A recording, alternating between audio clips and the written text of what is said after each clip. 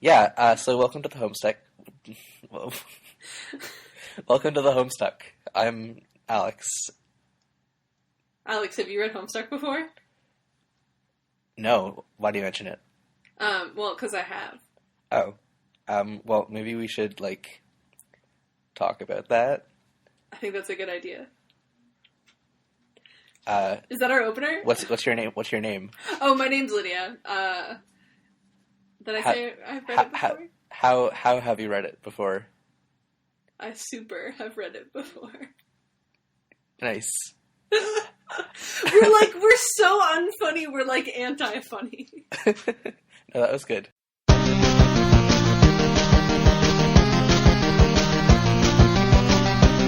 So this week we are reading pages 3307 through 3401, which is part of Act 4. I think we're still in relatively the beginning-ish bits of it. I'll look up statistics eventually on how far along we are. It'd be nice if we had a progress bar in every post. Yeah, that would be a lot of work, but... Not really. It's, you oh yeah, I guess it's just a divide two numbers every I guess week. it's not a lot of work at all. No. Maybe we should do that. Before we get into the reading. What? I want to ask you, Lydia, what? How you feel about Homestuck being over now. Oh, God. I was supposed to read part of the more recent material, too, just to, get myself hyped for it. And, so here's the thing. I didn't. I'm about 1,200 pages behind on Homestuck.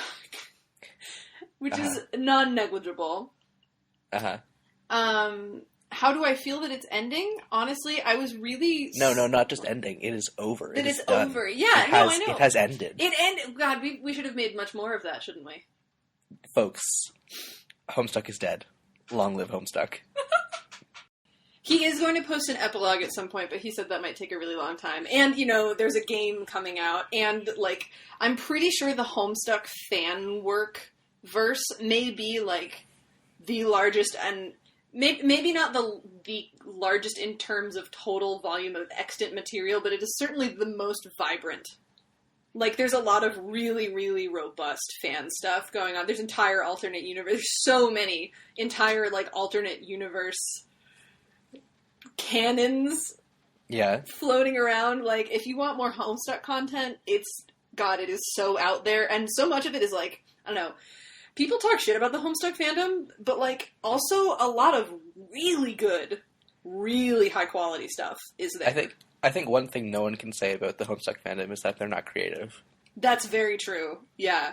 Man. Because, there's so much good... There's just so much good material in this comic. Yeah.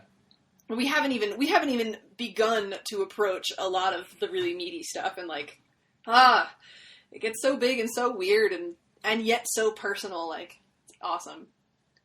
How do I feel about it ending? Or how do I feel about its end? Yes. I'm not sad that it's ended yet, because it's I don't know, I'm not caught up and I haven't had a chance to watch the ending yet. I think when I finally do catch up and watch the ending, which I'll probably be doing over the next couple weeks so that I can log into Tumblr again. It'll be sad, but it does feel really distant to me in a way that I don't know if it does to a lot of people who have been actively involved in the community. Right. It's, I guess, a cool reminder. I had forgotten how, I forget how big the fandom is and how intense it is. It's really cool to, I'm kind of on the outside of it still, but it's really cool to see it in action. Yeah, it was kind of weird, just because it, the ending went up, right? Midnight on 4/13. Yeah. And I just saw, all the comic creators I follow on Twitter just be bye Homestuck, thanks for everything. And, people that, obviously, they're people on the internet, and they're comic aficionados, so they're gonna have read Homestuck.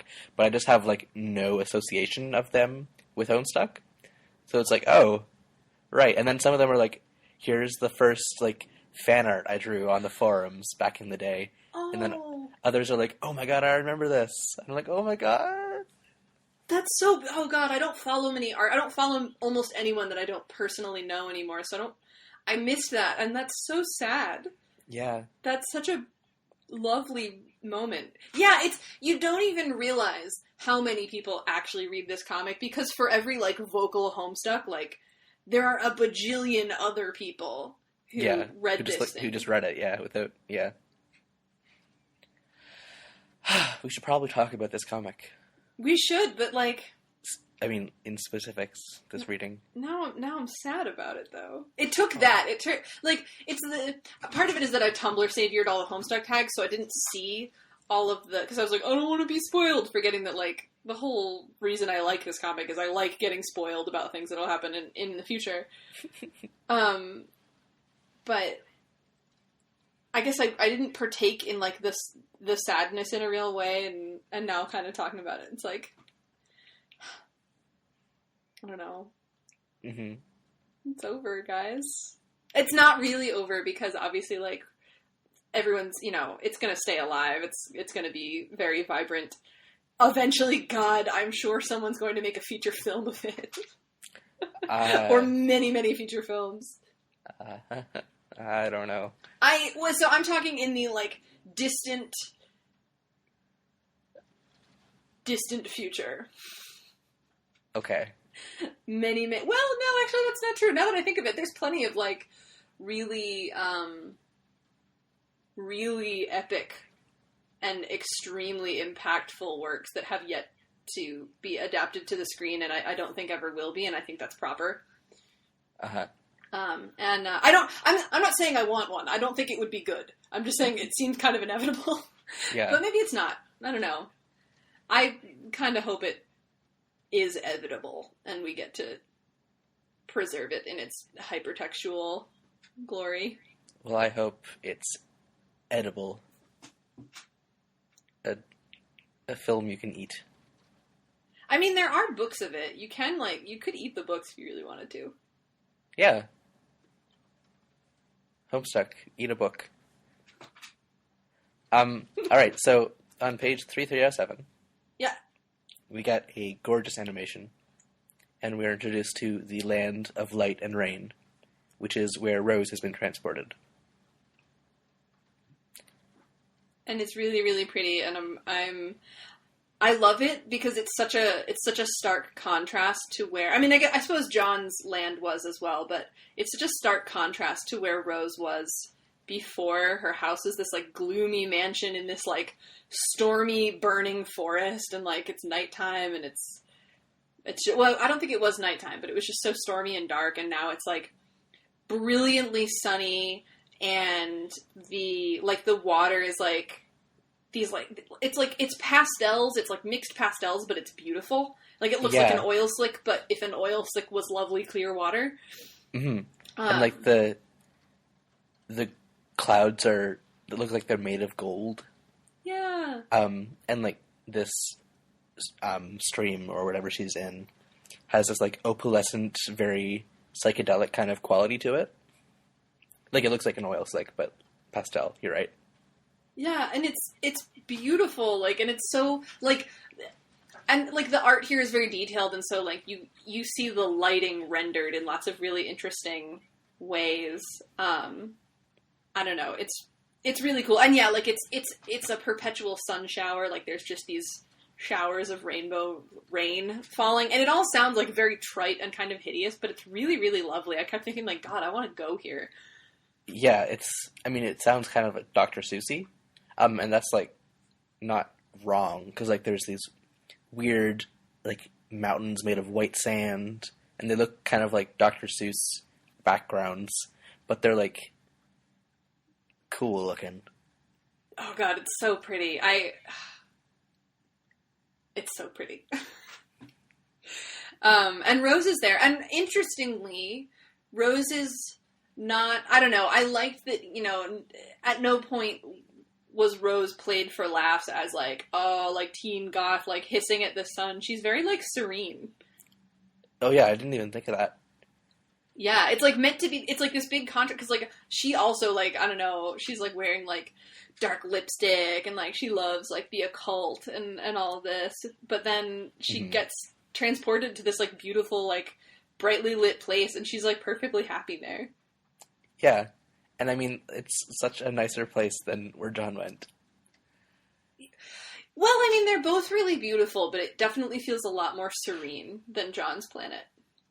Right, but I mean, like, because, I mean, like, it's much nicer than, like, the spire of rock that he landed on. Oh, originally, yeah. Oh, no, yeah, like, the land of wind and shade is also beautiful.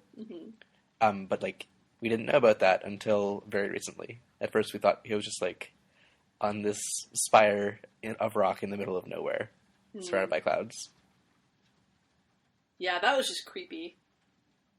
Which, I wonder why he was on that and she doesn't land on a spire. Well, she is... I think they all land in an isolated area, but it's just because, like, her planet has an ocean, she can just be in the middle of the ocean. Okay. Yeah. Cool. So, after that nice intro, we go back to the Desert Friends. And by back, we do mean to the future. And then there's a weird, there's a love triangle getting set up here. Yeah, I'm assuming that it's gonna get deconstructed in some way, because it just feels too obvious to actually exist in this comic. It doesn't. It's not that it gets deconstructed, but it doesn't get resolved either. It just kind of gets dropped. Okay, well, yeah, that's also fine.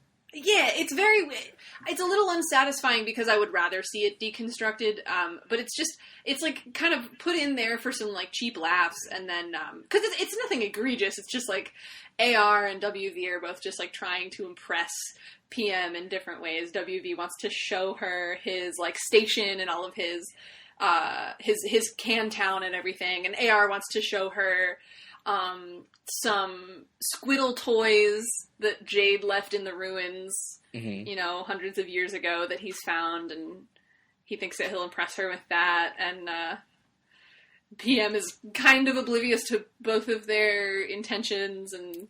Yeah, because she's actually, like, doing stuff. Yeah, she's like, trying to make moves. She knows, she's got stuff she gotta do. Which is really interesting, like, she actually has, now that she's delivered the parcel that she was trying to deliver. I guess there's other parcels, but like she has a purpose. Like she has motivation right now to like keep going. These other guys, I don't know what AR was doing. Like I don't know how long he was just bumming around in that temple. But it seems like he doesn't really have much of a thing going on. And now that I'm talking about it and an idea is forming, is that both of them, their like archaic role that they're putting on is like a sedentary thing, and hers is a traveling thing. Like she, as the male person, has to go, and they, as the mayor and the judge, have to stay. Interesting. That is definitely a...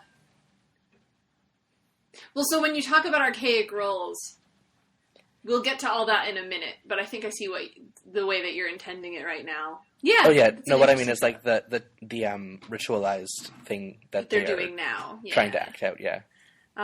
Which is not to be well, I mean, let's take this one at a time. So, yeah. The Wayward Vagabond shows the Peregrine Mendicant inside of his station, hoping, and I quote, that, this is in second person addressing the Wayward Vagabond, your big computer, what is it? She would probably get a kick out of your big computer with a weird boy on it. AKA the console that he was using to talk to John. Yeah. And she recognizes John. Yeah, which, so, Alex, did you pick up on this when you were playing the game last week? I knew that there was a connection between the male, system on the planet and PM. Okay. But you didn't catch on, so one of what we proceed to see is PM following John as he moves through the game events. Yeah, through the monitor. So, to me, it seems now that last week, playing the game, we were actually being PM and guiding John around. Because the little text boxes that we saw in the game that appear when you hover over an item, those are what she's actually typing in to try to subliminally talk to John. Okay, yeah, I didn't realize the extent of that metaphor. I always thought it was just that she was addressing him directly in a few cases, and the rest of the time it was a game mechanic. But you're right, I think, that is absolutely how it's intended, is we were playing PM. That's so cool! You pick up new, little things every time you revisit this text. It's awesome. Yeah. That's, so we kind of just retread the entire, game. Mm-hmm. But we also see a couple of new things, like the order in which it, I guess, canonically happened. Like, he found a couple of items. Mm-hmm.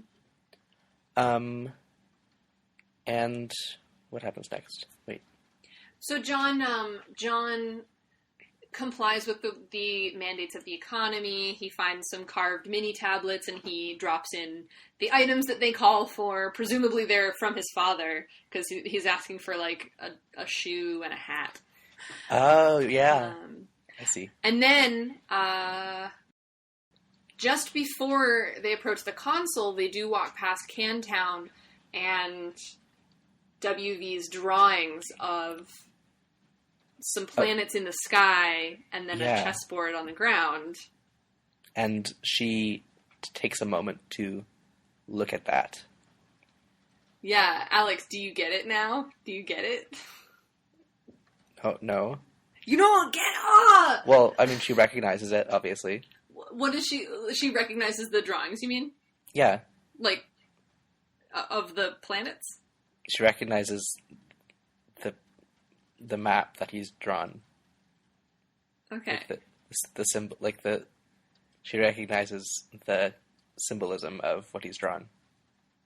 On the ground, you mean? So the chessboard. And the planets on the wall. Okay.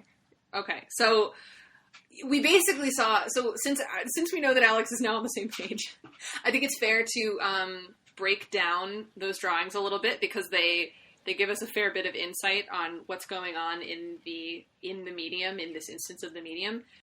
So we're revisiting those chalk drawings that WV made forever ago inside of his station. Mm-hmm. And he's got a blue sky, and there are 4 planets in it. And at the time, they just kind of seemed nonsensical. I mean, the fact that he specifically drew these 4 planets with these sort of distinctive appearances should have told you something, but we've got these 4 planets, and now that we've seen 2 of them, it's a little more clear that this is a map of, the cosmos of this... Of the medium? Yeah. Okay. Alright, so the third one is obviously the land of sun and rain.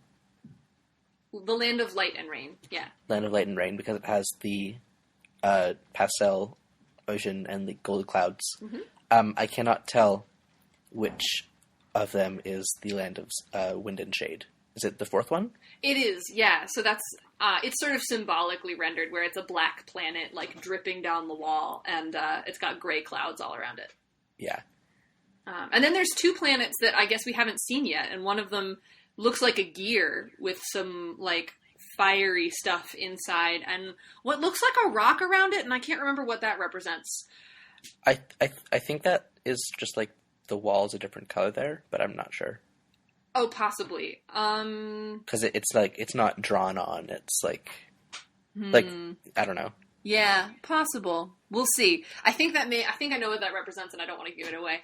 Okay, yeah, I think it probably still represents something. Yeah. But then the 4th planet it almost looks like Earth, mm-hmm. but out of the top of it is an enormous volcano that is spewing fire. Yep. And, the volcano would look like it's, covering the entire top half of the planet. Yep. Which should not be, cosmologically possible, but... But, I mean, Neither should a gear-shaped planet, so... Neither should, a hexahedral planet. Or moon. So... It's fine. It's fine. So those are the 4 planets. Notice also the number of children. Oh, whoa. I didn't even make that connection. Mind blown. And then there is the chessboard on the ground, which is sort of an allegory for Skaya. Like, right. The insides of Skaya, which are supposedly some kind of, like, high-dimensional, vaguely chess-themed... duality of creative forces. Yeah, with, pawns flitting about. So we broke that down. Now you know about space. You're welcome. This has been Cosmos. Thanks for tuning in. Okay, so then we recap the game with PM, and then we cut right over to someone with very fancy script, voice, font writing, talking to Rose. Yes, I just wanted to ask, do the Carapace people speak to each other? Because they seem to just, like, intuit each other's reactions instead of, like, saying words out loud. That's interesting. Yeah, they don't seem to be speaking to each other. Jack speaks, right? He does. Okay. I think it's safe to assume that, like, they are speaking, and then just the style in which these stories are told is just, like, describing their reactions instead of giving their dialogue. Yeah, I mean, the dialogue is entirely superfluous. Right. I would think. I kind of almost prefer to imagine just, like, they kind of chirp at each other and, like, shove objects into each other's hands and then just, like, understand the reaction, which is, like, always blank-eyed stares. Yeah, so that's a really cute thing about this, is that they don't emote very much a lot of the time. Yeah, they don't really have faces. Well, they have, like, a mouth. They have no nostrils, as you noticed. Yes. They have a mouth full of sharp teeth. Mm-hmm. And they have eyes. But you can't see their mouths most of the time, because they all wear these wraps. Yeah, and also, like, I think if you just look at their face and they're not opening their mouth, you don't see it. Right. Like anime. Pretty much, yes. It's just a little slit. Homestuck is anime. Oh my god. So you guys, the part where I just left off on was, one of the later intermissions where angry little green skull man is, scribbling on his tablet, and, drawing anime? Anime plays a factor. Alright. I forgot that comic went to that place. And it just feels so much less pure than this material, but God, we'll get there when we get there. Okay. So fancy voice font, talking to Rose. Someone is speaking in cursive to Rose. Yeah. In the same, like, black-orange bordered text boxes. You say voice font, which is cool. I coin phrases with great abandon when I'm drinking. Same. Nice. And also all the time. So this voice calls Rose the seer, which is weird to me because you would think that Jade is the seer. Right. But Rose doesn't respond. She just kind of looks at the camera with her little wry smile. Right. It's because when you're getting sort of nudged by these people speaking to you through the console, you don't so much hear it as just get a general sense. So, like, if they want you to do something, you'll feel it. If they're telling you to do something, you'll feel an impulse to do it. Yeah. Like when John is in his father's room and WV was just like screaming can opener at him, and he was like, I don't know why I'm thinking about can openers, but there sure aren't any here. Yeah, and then he just got stuck because he couldn't get off of the can opener idea, but Rose had locked him into the room for his own safety. Oh man, good times. Oh, a long time ago. Simpler times. Okay, so she is being given instructions, which are to go find her pet. Mm-hmm. So she walks out of her house, and she has the umbrella, which like she picked up a while ago, and now she can use it for this rain. But she sees footsteps in this white sand. Mm-hmm. Someone has already walked out of the house. And then we cut to John. Look at our boy. Look how far we have come. What is this? 33-34. Look how cool he looks now. He looks so cool. You guys, on page 33-34, John looks super cool. Oh, I see. You linked back to the first page. I'm obsessed with look how far they have come, side-by-side comparisons. Oh, yeah, this is a good panel. Yeah, he's like... So, it's... The coloring is very stylized. It's all done... There's no lines. It's all, like, flat colors. And, like, cel-shaded to show, like, firelight. And so everything is, like, teal and, like, flashing, like, orange and, like, dark gray. And John is, like, in his, like, suit with his giant hammers and his gloves and, like, his, like, his computer glasses flashing. Yeah. And, like, in this, like, mysterious, like, gloomy forest. And it's just so funny to, like, we're, like, barely... We are not even 2,500 pages into this comic yet. And already, if you look back at the first page, it's like, oh, look at this nerd sitting in his bedroom. Yeah. He's got his little cargo shorts on, like. So I did say that, like, the character design gets really cool, right? Oh yeah, for sure. So yeah, I geeked out a little bit about that particular side by side. I guess I'll put that. We could put that panel in. No, we won't. Yeah. Yes, we will. Well, we just talked about it, so probably should. So John sees some new enemies, some new monsters. A couple of them are tar basilisks, which are kind of like big tar salamanders with nice sharp mouths. And there's also I'm sorry, sharp mouths? Like mouths full of sharp teeth. Yes. I don't know, you said sharp mouths, and it's like, God, what? Like, do they have, like, I just thought of, like, a continuous gum ridge, like, sharpened to a point. Yeah. No, it's not that. And then there's also a copper Gyclops. Gyclops, okay. What does that mean? It's just a portmanteau of gigantic and cyclops. It's a Gyclops. That's a very weak portmanteau. I know, isn't it great? I feel it's very evocative. I don't know. Is that addressed? Is that explained anywhere? No, it's just because I did not pick up on that. Yeah, I mean, I guess it didn't work for you, but like I have always immediately parsed it, and I'm just like, it's a Gyclops, and it's this like I don't know, this like dour looking like enormous brown creature with like a pronounced brow ridge and like one huge eye. What? You describe it that way, but to me it looked kind of like dumpy. Like a very silly looking... Oh, it is very silly looking. I do mean that it was comedically such. Right. It's a silly looking Cyclops thing made of copper, with just kind of like stumpy legs and a big torso and big arms.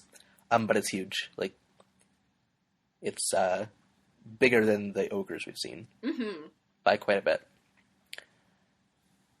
And John is wondering about how to handle this. Yeah. So then we go back to Jade, who's trying to move Dave's stuff around through the suburb game. And she falls asleep mid click, and she drops the toilet through the ceiling into Dave's room.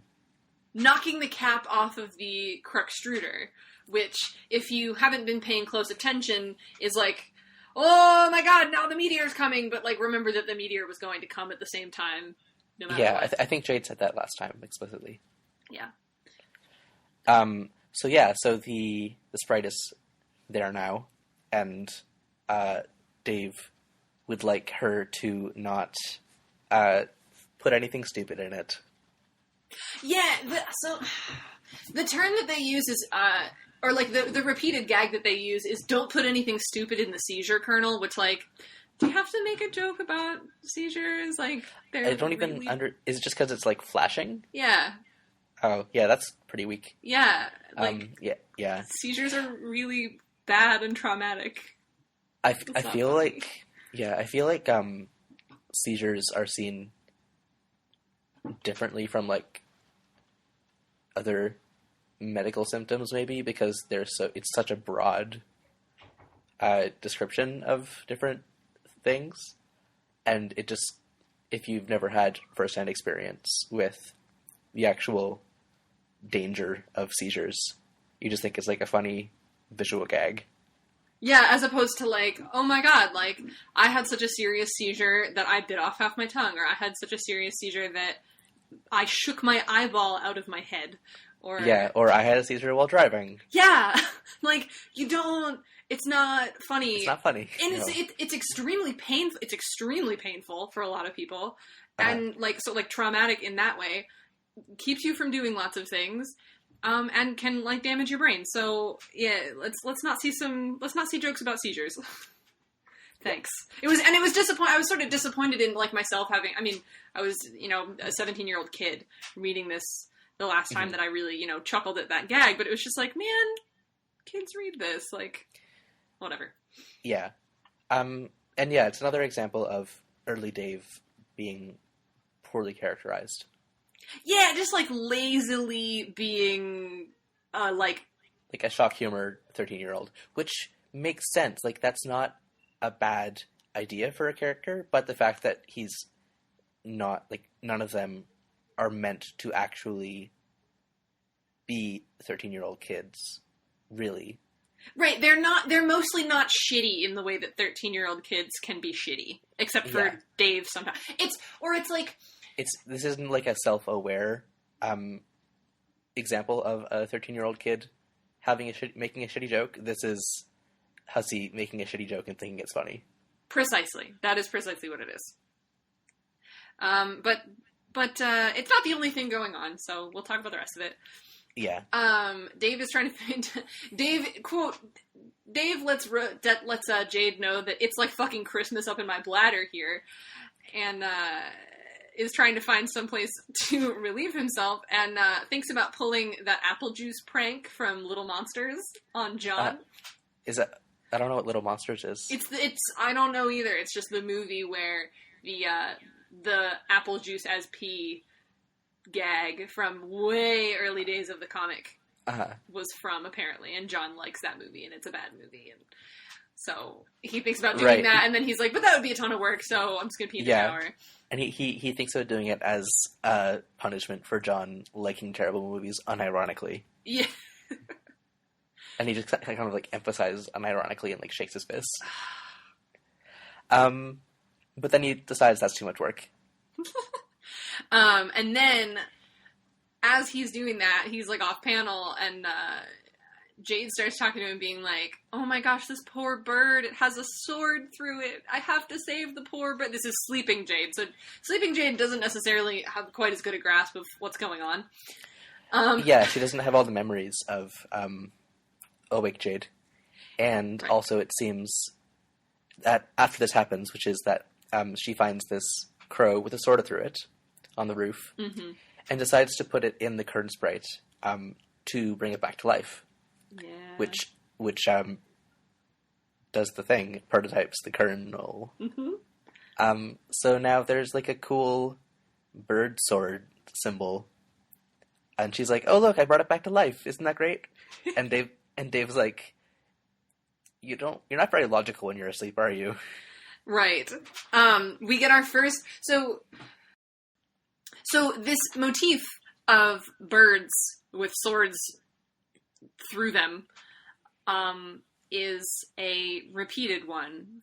Keep an eye out for it in this comic. We saw the bird with the shard of John's window early in the comic.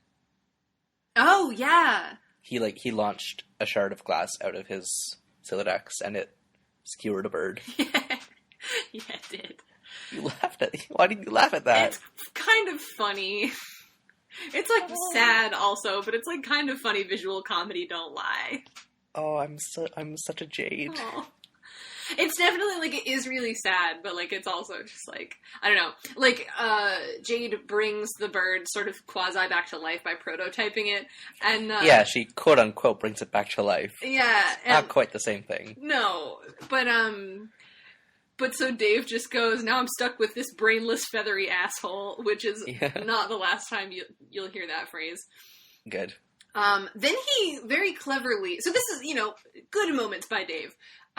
Dave is trying to get Jade to wake up because she's kind of useless like this. And he's like, which side of your bed are you sleeping on?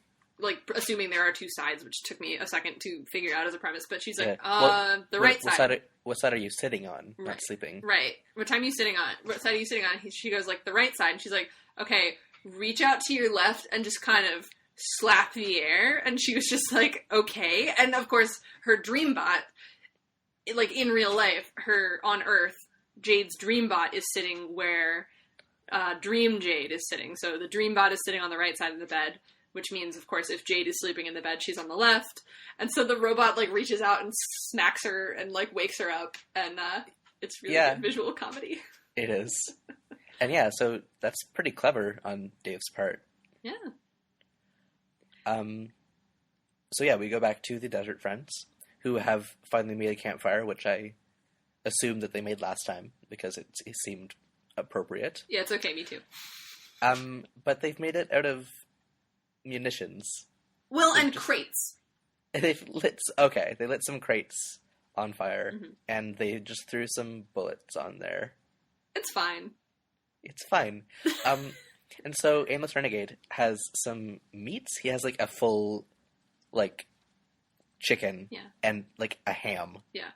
And where did these come from? They're on panel, but it's hard to recognize them. They come from Jade's, like, refrigerator and her cookalizer. Oh. Yeah, so she had a fridge full of these, and assuming, they're, like, nuclear powered, so I guess they kept everything fresh, I don't know. So they had, some vegetables in them, and then also those meats, because that's how she feeds Beck. Right, okay, that makes sense. And, yeah, it's okay. I didn't figure that out until this reading. I was just like, oh, I guess he had meat somewhere. Fine. Mm-hmm. So they're sharing some meats, and then AR gives PM one of his two little Tangle buddies, the squid dolls, and she just, like, I don't know. We talked about how a lot of times they're drawn with, like, neutral faces, and she just takes there's a panel of just PM, like, holding this squiddle doll, and, like, I don't know why, but I find that particular moment, like, extremely touching. Yeah, I feel like, out of all their faces, which are pretty minimalist, PM has these little lines under her eyes for, like, bags. Or at least that's how I interpret it. Yeah. And so it kind of, like, humanizes her face the most out of the other ones. Yeah, she is sort of the most, I guess, human of all of those characters. The other two are very much kind of caricature-ish. Yeah, they're like these like hyper energetic, not thinking things through before jumping in, little like these little like black stick figure dudes with like gnashing teeth. And she's just kind of like this taller one who doesn't move around like that, and who has these like tired eyes and like is doing stuff, not just like acting out her urges. And it's this really interesting dynamic. Like they want her in some. I don't think they really understand what romance is. Yeah. But they're just like, oh, girl must attract. But must woo. But I definitely see it as more like she's the team mom dynamic. Yeah, and she's just like, so she very much is sort of like the mom in some way.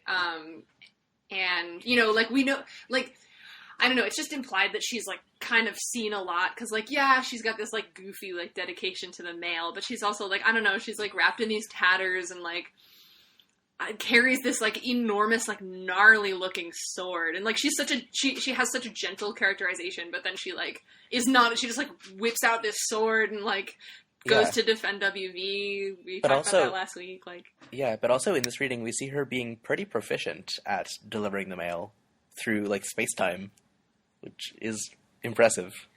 They do talk about how members, like, Carapace people have a really good sense of space and time. Okay, that's cool. Although it's not really revisited, so I think it's also just, like, she's just good at her job. But yeah, she's like, very competent and, like, just very, like, I don't know... And like, she's like seen so much, and she's just like finally not alone, and then she's just standing there holding this, you know, hundreds of years old, like, toy, and you know, it's not, she doesn't interpret it as, you know, the romantic gesture that it's meant to be, but it's just this, like, very, like, touching, like, I don't know, like, moment of connection, and, like, I get really worked up about PM for, like, we're gonna read more about her in this comic, and, like, you're gonna understand why. But, like, I found this really moving. Yeah. So speaking about finding out more about these guys, we go to, back to the land of Shade and Wind and Shade, and we see a figure, who has found John's dad's car. And this figure is AR? Mm-hmm. It's written with a question mark, that's why we're saying it like that. Yeah. So yeah, it is AR, but in the Jester outfit. Jester/princess outfit. He looks so much less tough. It's so funny. Instead of having, like, a pointy head and, like, squinty eyes... Well, I mean, I guess he's still sort of technically got squinty eyes, but, like, he's got this, like, completely round, like, cue ball head with a princess hat on it, and then, like, a goofy, like, pastel-colored, like, jester outfit. And he just is such a goob. Like... Yeah. So he decides that this car, which has crashed into, like, the rocks and there's pipes, like, coming out the top of it... Mm-hmm. It's been impaled on these pipes, and he decides that it's parked illegally. So he puts up caution tape around it, which is foreshadowing, I guess. Mm-hmm. And it's really funny. And he sees the package and the envelope inside, and he decides that these are illegal contraband. he confiscates them immediately. The package inside is so the disc inside is the Suburb server disc, and for John, and the package is Jade's birthday gift to John. Right. And so he confiscates both of them, and then PM sees him and is like, "Wait a minute, I have a mini tablet." Can you describe PM's costume? Oh yeah. Oh, I didn't say. So okay. So then we see PM in the past, where she is a postal mistress. Yeah. And so she is just wearing this, like, sort of medieval-y, like jestery themed, like, pastel outfit. She's got a little... Yeah, hers looks nice, though. It is, yeah, it's a cool outfit. It says weird things about, like, where her torso is, I guess, because I think it's supposed to have, like, a bared midriff, but it's, like, super low down, and, like, then she has a skirt on, and, like, it's pretty funny. Don't like worry about it too much. It doesn't necessarily follow the laws of, like, physics or fashion. Don't worry about her center of gravity. It's fine. She makes it work. She is 1,000,000 feet tall, so it's fine. And she's got, like, a little, like, you know, pointy princess hat like everybody does. And she's got her mailbag, and she's making her deliveries, and she's got this, what exactly happens? She sees him, and she recognizes that he's got parcels, and she's just like, oh, I need to, you know, handle this. I need to pick them up. I need to deliver that mail. I need to deliver the mail. And remember, he's an agent for the other kingdom. Mm-hmm. Because he's a black carapace person. So he works for the dark person. Yeah, in the yes. as always, like, woefully, I don't know, uninspired. Yeah.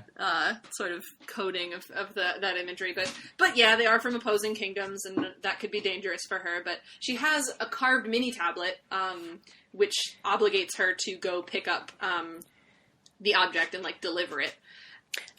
Yeah. So the carved mini tablet, it says from John, or wait, hey, it's John.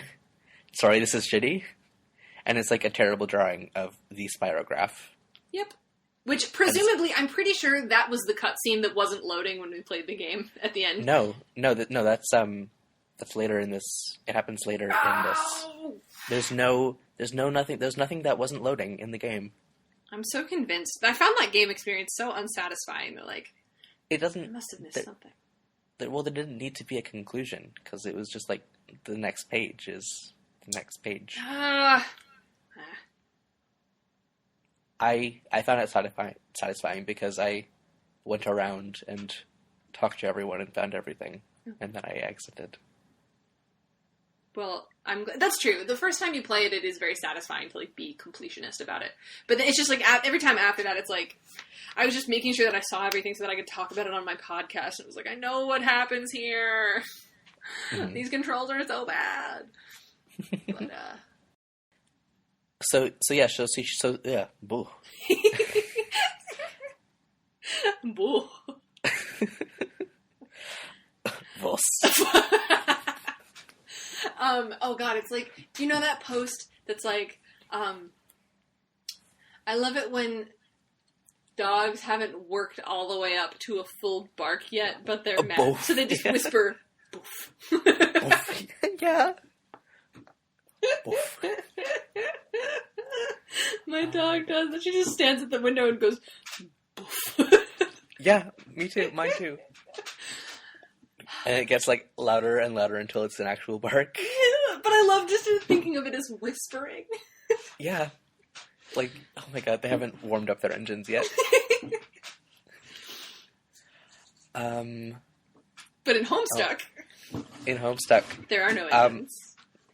Well, there's one in the car, but it's probably been impaled on a pipe now. It probably has been impaled. So AR has confiscated these packages, but PM has a mini tablet with a carved image of the spirograph, and it's from John, and it says, sorry, this is so shitty, and it is in fact a shitty drawing of a spirograph, but it says, like, from John. And so she accosts AR, who probably isn't named that yet, but she... So he is an authority regulator, so he's got the same initials. Oh, cute. Okay. Right, so she's like, hey, I want those, like, they're part of the mail system. But he's like, no, they're contraband. I have to, like, bring it up with my superiors, basically. Mm-hmm. But then she's like, look, I have this mini tablet that says the spirograph thing is, the envelope is mine. And that is considered, like, authorized, like, assigned authorization. It is! That's how their system works! Because it says John on it. Yeah, but listen, I don't know. I found this, so she doesn't exactly accost him. She, like, very politely walks up to him and goes, excuse me, like, I do the mail, like, I need the mail. Right. So he gives her the envelope, but he does not give her the package. So she drops the envelope into one of these mail pipes, and she's like, oh, the breeze will take care of it. Mm-hmm. Like, it's up to the breeze now. And then she follows him as he walks off to wherever he's going next, because she must get that package. She's so dedicated to the mail. Yeah. Oh. So this is the beginning of the very interesting story that takes PM all the way to the desert future. The current, present, future. Yeah, past. So where she's basically flashing back to this from the future where she's this authority regulator that's walked off with her package has now doesn't remember who she is and is trying to woo her and has given her this little, like, beat-up squid doll. Yeah, so I wonder if she recognizes him. She does. That's why it reminds her. Oh. Yeah. So, like, she remembers him, but he doesn't remember her. Right. So, as well as the mini tablet, PM in the past somehow has a note from Jade. It's in Jade's handwriting, and it says, "Please deliver this," and it's a picture of the green package. I don't know how she has this note from Jade. I don't think we know as readers yet. I think that's something that we'll find out later on. They'll close that loop later on. Mm-hmm. It's a little nug that they won't fry until later. Mm. Mixing metaphors. Should we have a little, like, list of unresolved mysteries at the end of each? I feel like that's a lot of work. Yeah. If you want to, I support it. And I'll help. Nope. Okay, so after that encounter between PM and AR in the past, we see John again, and he's fighting these tar salamanders and the copper cyclops. Cyclops. But he's not doing very well. These guys are a lot tougher than what he's dealt with so far. He's bonking them a lot, and it's just not doing any good. No. But suddenly... There is a mysterious shape poking out of the trees, which we then zoom out to see is the barrel of an enormous musket, which goes off and nails the Cyclops in the eye.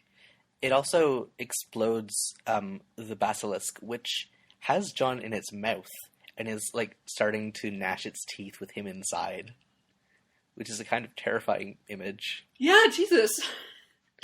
But it's fine, and it explodes into grist and tar. And its head. Like, for some reason, just its head is intact. And then, like, its entire body gets destroyed. And its head is just sitting there on the ground. Yeah, and John's just, like, sitting there blinking, covered in tar. He's having such a weird day. Guys, he's having such a weird birthday. He is. Remember, it is the same day. It is a couple of hours since he started playing this game. Jesus. So the mysterious figure also shoots the Cyclops' eye. Mm-hmm. And it just kind of walks away. Yeah, because presumably it's so big it doesn't put an enormous hurt on him, but it's just like, I have my eye. And the text there is the Cyclops absconds. Yeah. Which, like, absconds always makes you think, like, oh, like, darted out of the way, like, scooted off. But he's just, like, I mean, it's a still image, but we just see, like, him just, like, walking away. He just slowly. Shambles off, yeah. Yeah. But he's holding the huge-ass hammer. The, do you know the name of it? The Sassa Crusher. That one. Which John was using his ghost hands to lift. Mm. So that's not great. No. But speaking of Sassacre-related things, we get to see the shooter of the gun, and I believe John gets a tiny glimpse of him. And it's somebody who looks a hell of a lot like Grandpa Harley.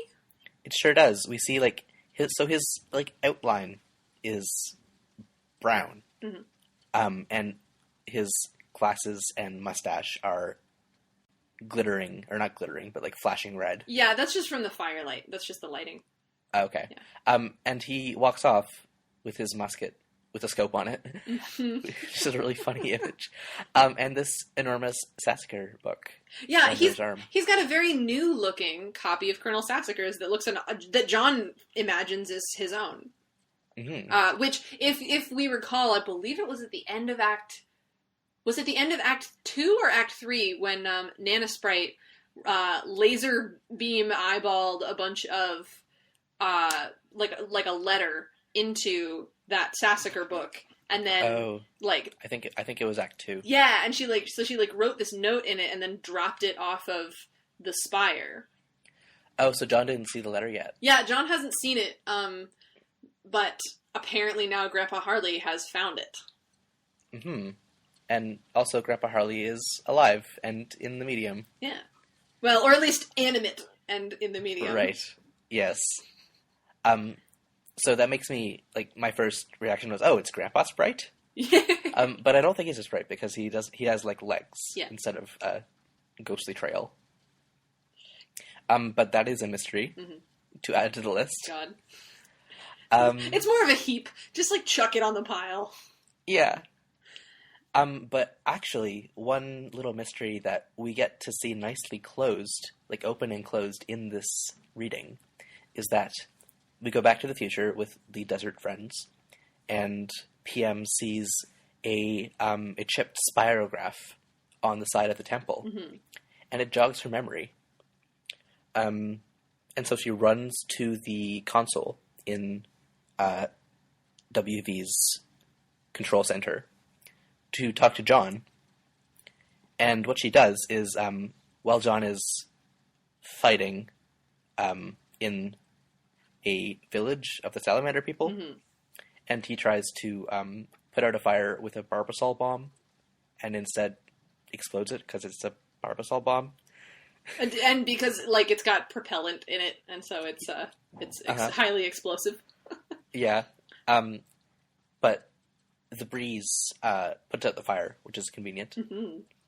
And the capital B breeze, like a mysterious wind rises up. And the townspeople are all very grateful to John, assuming that he somehow did that. Yeah, which seems weird because, like, the breeze is their deity, but okay. They're not very smart, apparently. But while they're, like, holding him up in celebration, PM contacts him and is like, hey, do you have, like, a mini tablet? And he's like, yeah, I sure do, like a blank one.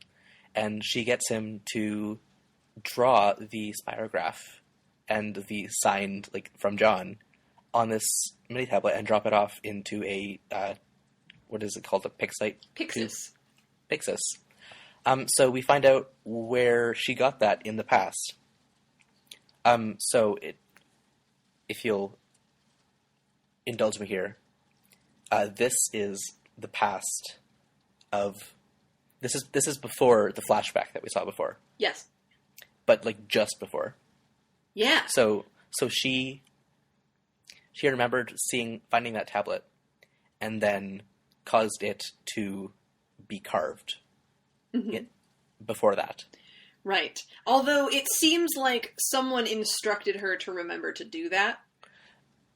No, I thought it was just, like, she saw the spirograph on the temple and, like, that jogged her memory into, like, oh, like, spirograph, that reminds me of mini tablet. Oh, I wonder if John has done that yet. Well, but why does she have a vested interest in having that? Because she remembered in the past that... I know, but like, why would she think that it was her responsibility to make sure it was created? Do you know what I mean? Right. I think, right. And I honestly don't remember why. Because it's not like a Jade thing where she's seen, like, glimpses of the past and knows what to do to make them happen. I believe it's that subsequent events make it very clear that it is important that to her past self that she would already have that tablet, and, like, she later realizes how important the sequence of events was and realizes that she needs to set it in motion. I believe is how that goes down. Okay. Because, like we said, like, PM's got an agenda, like... Yeah. I don't know. I love this character. She's a lady on the move. Yeah. So she closes that little time paradox for sort of vaguely mysterious reasons. And I guess now that you've brought her motive into question, this isn't as open and shut, but I thought it was a nice little, like, open and close immediately little time loop. And it still kind of is. There's a larger mystery as well. Then we go back to Rose. Yes. Who is being addressed with more barely legible script. So Rose walks over to where the mausoleum is supposed to be, but it's gone because it got blown off. Right, because remember that generator exploded, that gas generator. Yeah, but the entrance to the secret tunnel is still there. But obviously it doesn't lead to the lab now. So where does it lead? Well, she goes into it, and it's like really beautiful because like it's obviously the other end isn't that far away, and it's like in the sunlight. So the entire tunnel is kind of like shimmering with like reflected light off the water, and it's all like lavender and white, and it's so pretty. This setting is so beautiful and eerie, and I love it. Freaking same. It's like the land of wind and shade looks cool, but I wouldn't want to go there. Yeah, I agree.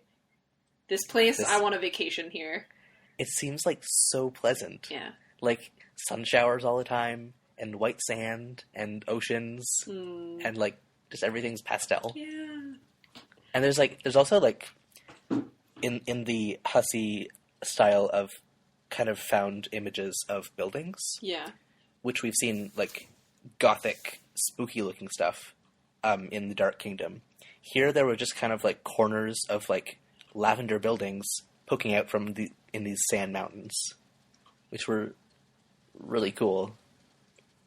Yeah, it's so lovely.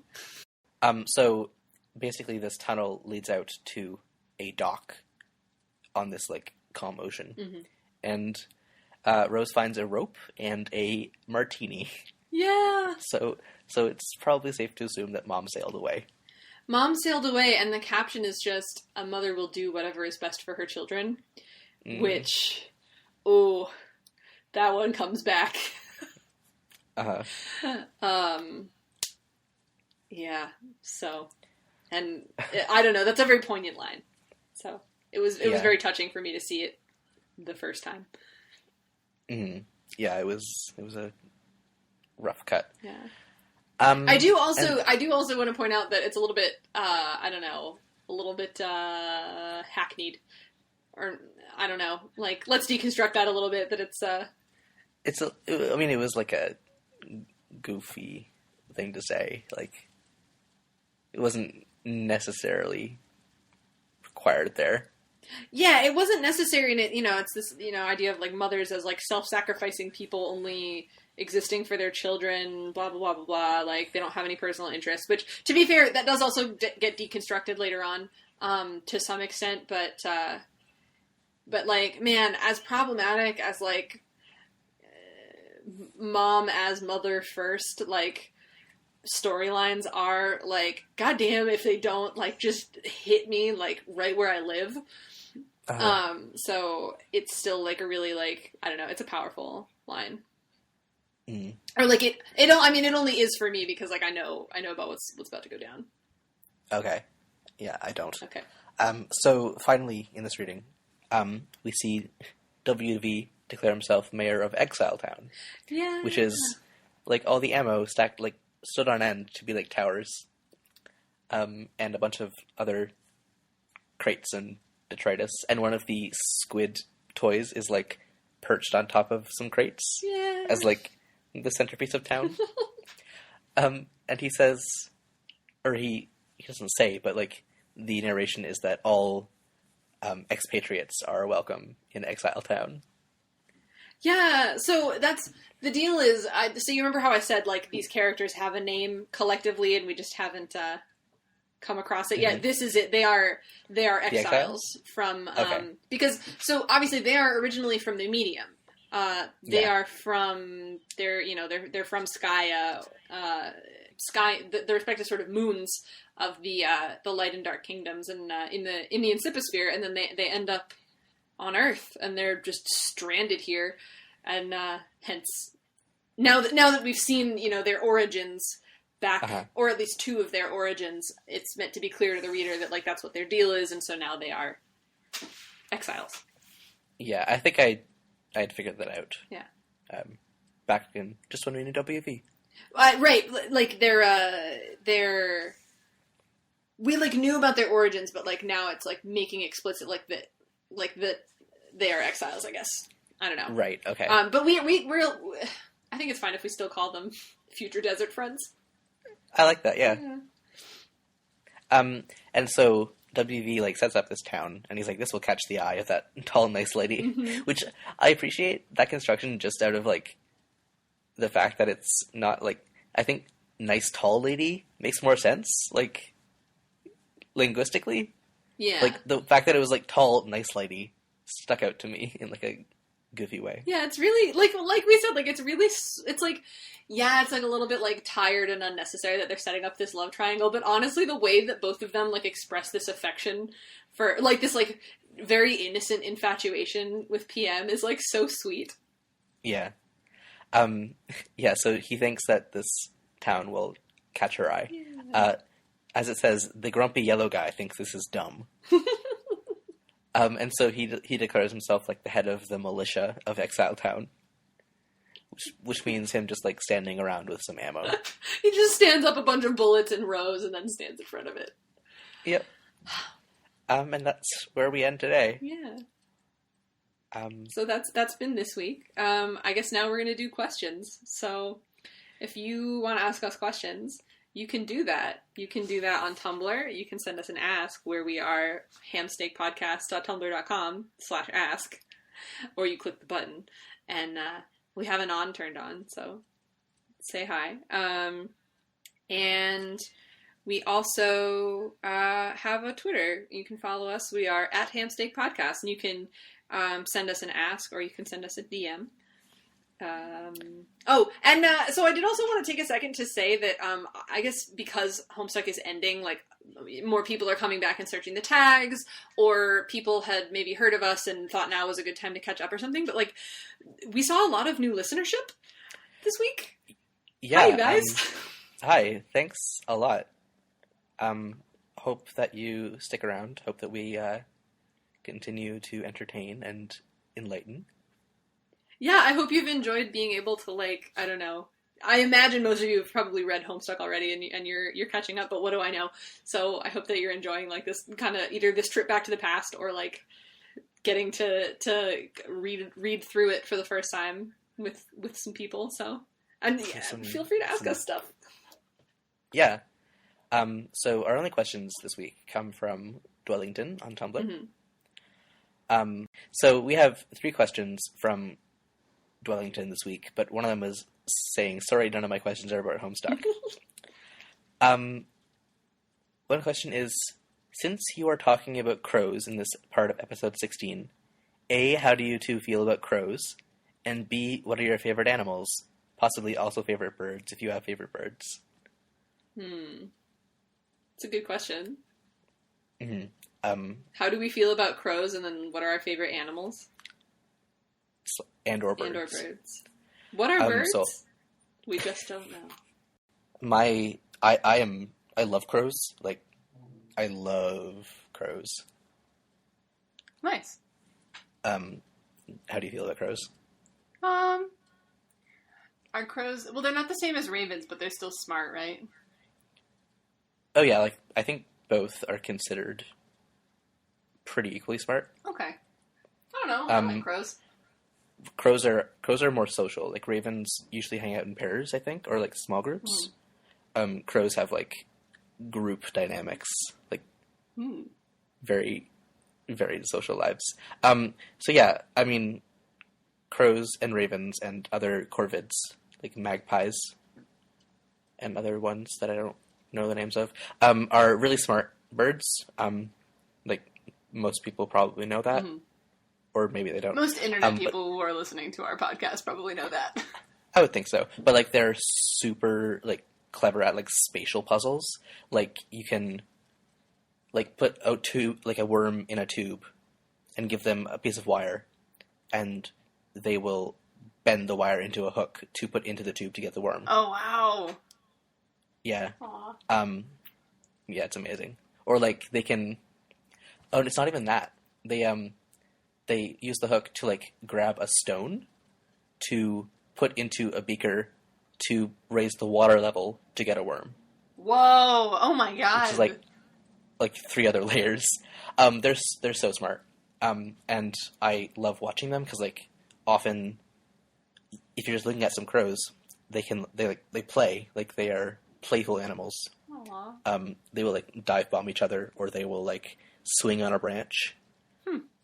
They're super great animals. Oh yeah, I've heard of that. They'll like land on like very flimsy twigs and like bounce around on it. Yeah, I saw one the other day that like was like flapping on the branch to go really high and low, and then it like the branch broke, and they like flew off with the branch in their talons. That's really cute. And they're like their friend was watching. Yeah. They're probably one of my favorite animals. But I hate choosing favorites. I think like kind of aesthetically or like essentially, like in essence of what it is, my favorite animal is the fruit bat, like the really big ones, the flying foxes. Oh! Because I love bats and I love foxes, and there's like nature was gracious enough to give us a hybrid of them. Yeah. I mean, not literally, but like a bat that looks like a fox. Oh. And like it's like the biggest bat, and it's like amazing that such a large mammal can fly. And it eats fruit, and it has big eyes. It's awfully cute. It is. And there's so many videos of like rescues of like those guys in like a blanket with like a bottle. Yeah. I love them. I want to work at that rescue place. Yeah. Oh, that reminded me. Oh my god. Okay, so I was not sure about what my answer was going to be, but then you talked about rescues and cute things, and then I remembered that actually the one that I want to say, obviously I don't have a single favorite animal, but the animal that I want to give as my favorite right now is the seal. Specifically that one seal that... The Weddell seal? Plebs. Yeah. Yeah. Maybe we should. That's going in the show notes. If you haven't seen the exactly. Plebs seal, you have to. I swear to God, it fully articulates the word BLEBS. Yep. S. Yeah, that video is titled "Crybaby Learns to Swim." Oh my God! And it's a young Weddell seal, which is an Antarctic seal. Not a Whittle seal, not like a cute Whittle seal, but a Weddell seal. A Whittle seal. Yeah, like at like an ice hole, not wanting to go into the water and making that very clear to the cameramen beside it. Or camera people beside it. Yeah. Just like noses it with like their face and then like looks up at the camera and like snorts out the water and like that. And a couple times it just goes like, ah. It's so cute because they're basically dogs, but like chubby and with no legs. Or like, seals. I think there's also a video of like a Weddell seal like coming up and just like lying next to, like curling up next to a dog. I don't think that's a Weddell seal. I think that was Oh, that's a sea lion, maybe. Yeah, because there are no dogs in Antarctica as far as I know. Yeah, it's on a beach. Yeah, but yeah, the thing about Weddell seals is because they're from Antarctica, they have like no, like fear of humans. Oh, and luckily so far that hasn't been a bad thing, which it usually is in like populated places. Yeah, where that makes us just immediately extinct them. Yeah. No, it means that scientists can get right up to them and just like take footage, and they're like, yeah, sure, whatever. That's so cute. Oh my god, I love little plebs. Yeah. We have another question from Dwellington. Okay. Which is actually a good question. Well, this was a good question, but like an actual question about Homestuck, and not like one that will send us on a 10-minute tangent about animals. Which maybe we should have like talk about our favorite animals podcast. Maybe. That'd be. Oh my god! If you did like what is the? It's the one. L. Collins' podcast. Intuit? Yeah, like an Intuit, but instead of media, it's just animals. It's animals? It's just like reviews of animals, and they're all 10 out of 10. Yes. Actually, before we get to this question, I just want to say something that I think all the facts that I said today, I learned from David Attenborough specials on Netflix. Aww. So if you like animals, you should go watch those if you haven't already. But a YouTube channel that I've been watching and is fantastic for like actual like animal advice and like seeing cool animals is this place called Animal Wonders Montana, which with the red-haired lady that loves everything. Yeah. So like this is an exotic animal shelter, basically, like rehab center and education center. So there are all kinds of animals that you would not expect to see in Montana that like they've either like taken that like because they didn't work as pets or like that they found or whatever. And they have like she has such what's her name? Jessie. She has like such amazing like she cares like she has a special like most of the animals like to work with humans you need to have like a special bond with them and she has a special bond with like every single animal like 200 animals like all of them think of her as their mom. Aww. And she like knows like the needs of every single one and like explains to you like proper care for your exotic bird or your guinea pig or your snake and like shows like this footage of them and like there's at the place there's like guinea pigs who are best friends with capybaras because both of those like are social animals and they're like similar enough that like they think of each other as family. Oh my god. But like obviously like the guinea pig is smaller than the capybara's head. Oh my god, that's adorable. Yeah.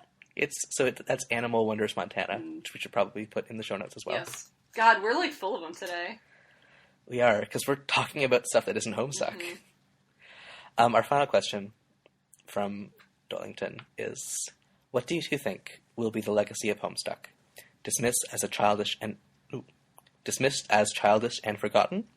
A cult classic, but really long form, like a TV show or a niche anime? Will it be studied? Definitely the latter. Definitely a cult classic.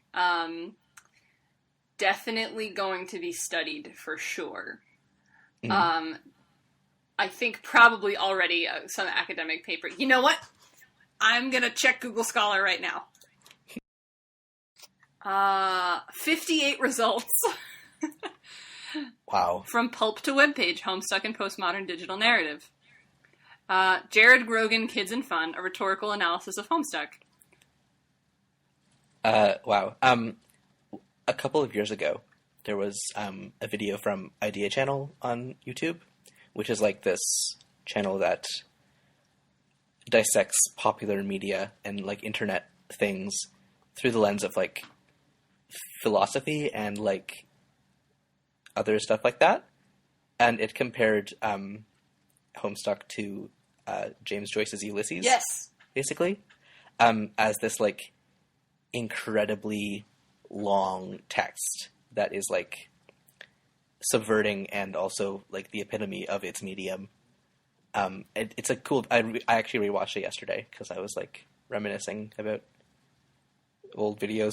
And it's like it was actually like I'd heard of Homestuck before, but like at that point, I think like the kernel of my interest in actually reading it was planted. I think so. I think that might have been what started that conversation between us. Like you had shown me the video a few days before, and then we started talking about it. I think you're right. So it wasn't a few years. It was like a year ago. Yeah. Yeah. So I think it's already being studied, and I don't know, cult classic. I guess like I don't know how to define a cult classic, but I'd say Homestuck is that kind of thing. Yeah, for sure. Yeah.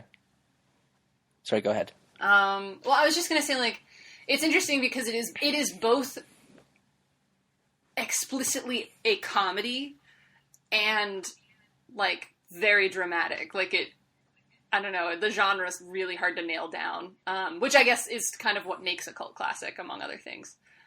Sure, yeah. So, not necessarily as, like, categorically, like, that is the kind of thing that becomes a cult classic. It's just, like, yeah. That's often how it happens, because you just read it and you're like, what? It's just, yeah, I definitely think it's gonna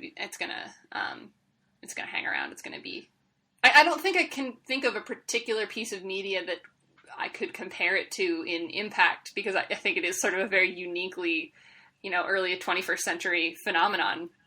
But I definitely think it will be studied both, I'd love to see more like literary analysis of it, because there's a lot of like literary stuff going on here in terms of like form and in terms of like content. There's all kinds of stuff going on there, but then also like the social context, which is the scholarly articles that I'm currently seeing.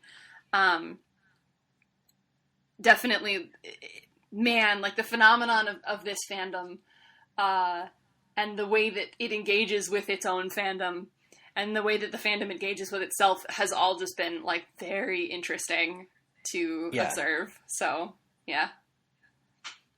Yes. Good answer. The answer is yes. Thanks for listening. Yeah. If you would like to find us on the internet, I am LeafCrunch on Tumblr and CrunchLeaf on Twitter.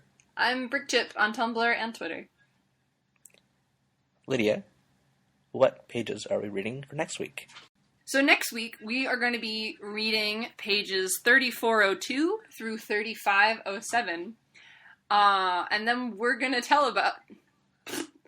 We're going to tell about it. We're going to tell about it. But also, we're going to tell about it together. Yeah, in physical space, not just in the constructed synchrony of a Skype call. On account of, I think we talked about this last week, we did. Air Canada gave me free money because of an overbooked flight, so I get to go to Halifax for like 30 hours.